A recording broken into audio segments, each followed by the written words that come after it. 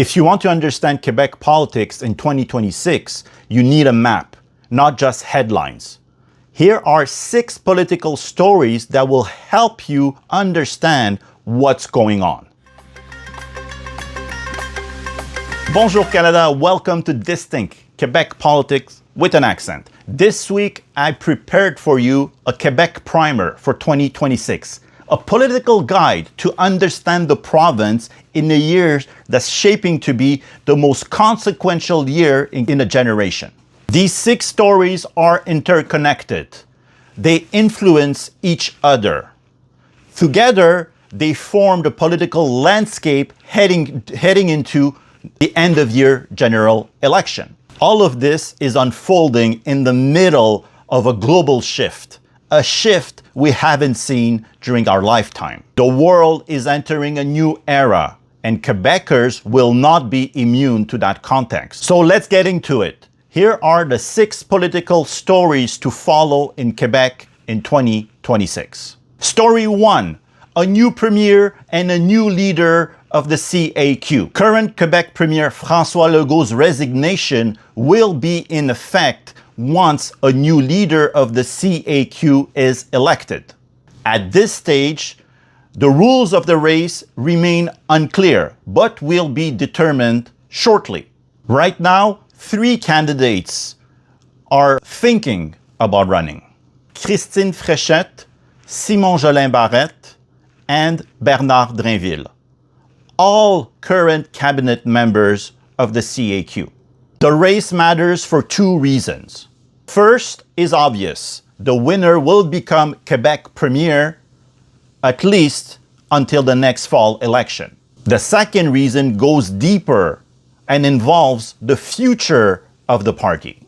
The C and CAQ stands for coalition, a coalition of federalists and sovereigntists brought together by the founder of the party, François Legault. This leadership race will be a first for the party.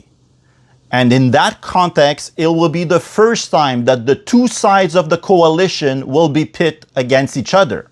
Whichever faction wins will be faced with a critical question. Is that new leader capable of holding the coalition together, or will the CAQ implode like many coalition parties in the end of regime? The answer in a few weeks as the new premier will be sworn in. Story number 2, a new leader for the Liberal Party of Quebec. In early 2026, the Liberal Party of Quebec will elect a new leader following the embarrassing resignation of Pablo Rodriguez only 6 months in of his leadership tenure. Whether the race is contested or not, the next leader of the Liberal Party of Quebec will likely be Charles Milliard. Milliard finished a close second in the previous leadership race against Rodriguez. This time, he has already banked in the support of key organizers. He has the youth wing fueling his campaign, and his main opponent in the previous leadership race is not running. A fringe candidate may still enter the race, but all signs point to a decisive landslide victory for Charles Milliard. At 46 years old, Charles Milliard is a pharmacist with a background in business. He has no elected experience. He will have little time to reverse his party's fortune before this fall's general election. His challenge can be summed up in 3 tasks. First, rebuilding trust, especially around ethics. 2, reconnecting with Francophone voters. And 3, becoming the leader of the federalist forces in Quebec by presenting a renewed, positive, compelling case for Quebec remaining in Canada. Story number 3, the Parti Québécois' plan for a referendum on sovereignty. The leader of the Parti Québécois, Paul Saint-Pierre Plamondon, is the most proactive sovereignist leader Quebec has seen in 30 years. Not since Jacques Parizeau in the early 90s have we seen a PQ leader with such determination. Regardless of polling fluctuation, the Parti Québécois will run on a platform to promote sovereignty clearly with a promise to hold a referendum on independence within the first term in office. The promise carries major implication. First, it implies that the Parti Québécois will have to put forward way before the election the plan on sovereignty and the plan on a referendum. That process of explaining has already begun. The Parti Québécois calls it the Blue Book on Sovereignty. Already, 2 chapters have been unveiled, one on currency and the other one on international relations. It's a comprehensive effort to explain every facet of the sovereignty implications. The most important chapter to look for in 2026 out of this Blue Book, it's on the process of a referendum itself. We likely won't have a date of the referendum, but we will likely have from the Parti Québécois at least the process. How would it work? A referendum will not happen by itself. There will be preparation and consultation. At least that's what happened last time around in 94-95. Part of the Blue Book in 2026, the Parti Québécois will have to put forward that process. The PQ will need to do that to reassure first voters, but also markets and institutions. 2026 will be a pivotal year to discuss sovereignty issues, not only in Quebec, but in Canada too, and in the rest of the world. Story 4, the right is rising and the left is rebuilding. Like many jurisdictions around the world during the pandemic, governments faced tremendous backlash from citizens frustrated by the strict limitation on their freedom and the effects on their businesses. That frustration played a central role in the rise of the Conservative Parti of Quebec, led by a media-savvy and agile political strategist, Éric Duhem. The Conservative Party of Quebec has become a real force in the last years, polling around 15% province-wide and near double that number in the Quebec City region. This opens the door for the election of the first MNAs of the Conservative Party and also increases the likelihood of a minority parliament coming this fall.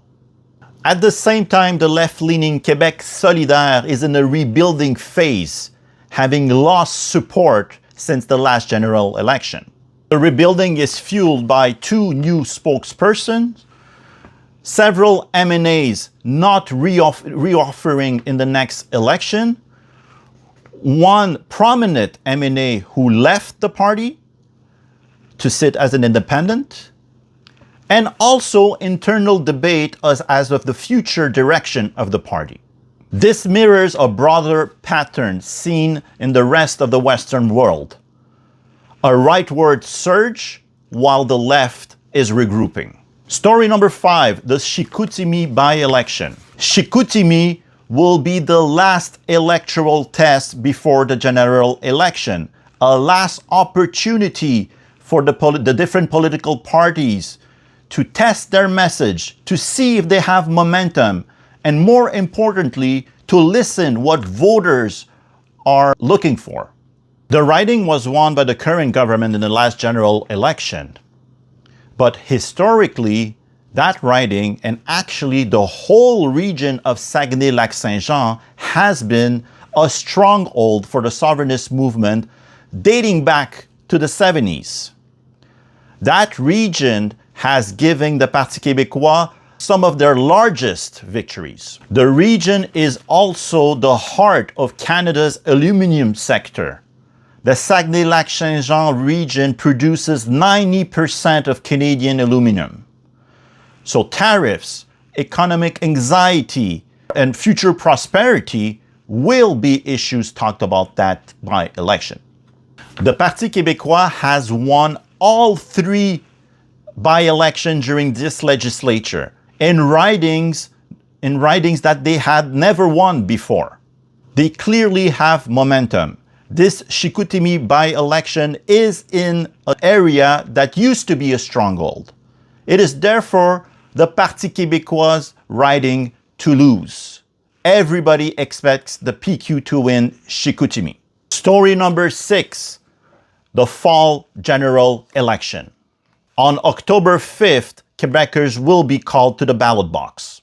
They will vote in a context with a new premier, a new liberal leader, a rising conservative party, a left-leaning Québec solidaire with new faces, and a Parti Québécois with a clear mandate to hold a referendum on sovereignty. All 5 major parties are currently polling in the double digits. Combined with the most uncertain global context of our lifetime, the stakes are becoming clear. This will be the most consequential election in a generation, one where a country and a future are on the line.